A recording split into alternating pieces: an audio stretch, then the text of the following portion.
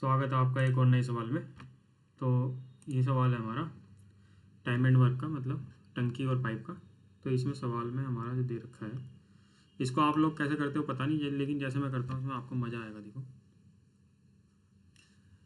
Pipe A and B can fill a system together in X hour. एक A और B जो pipe हैं वो एक टंकी को एक्स घंटे में भरते हैं, और the efficiency of A is 40% less than the efficiency of B.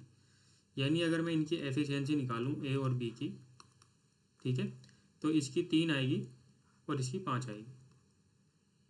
समझ में आया ना?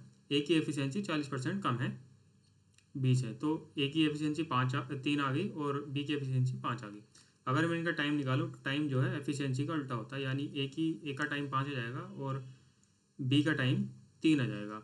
अब हमें आगे दे रखा if B fill the 5/12 of the system in, एक से ही 1/4 घंटे में बढ़ता है। तो ये कहना चाह रहा है कि बी जो है कितना, 5 टोटल काम कितना होता है, 5/12 काम कितनी देर में बढ़ता है, कितनी देर में करता है, 1 से ही 1/4 में, यानी चरिकन 4 है 5/4 घंटे में कर देता है। अब बी का हम टोटल टाइम निकाल लेते हैं, बी अगर पूरा काम करेगा तो कितनी देर में करेगा।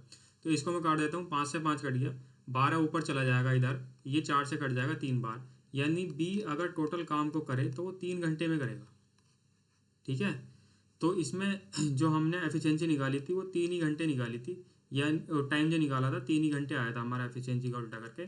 तो ए का जो टाइम हो जाएगा टोटल पूरा करने का वो 5 हो जाएगा, और बी का जो टोटल टाइम हो जाएगा वो कितना हो जाएगा, 3 आ जाएगा। यही हमें निकालना था कि ए का टाइम हमें दे रखा है कितना, 5, और बी का टाइम हमें दे रखा है कितना, 3। अब तो सिंपल ही हो गया ये, इसका एलसीएम ले लिया। एलसीएम इसलिए लेते हैं कि आगे हमें टोटल वर्क का एक अंदाज़ा लग जाता है कि इतना होता है। 5 या 15 हमने एलसीएम ले लिया यहाँ पे।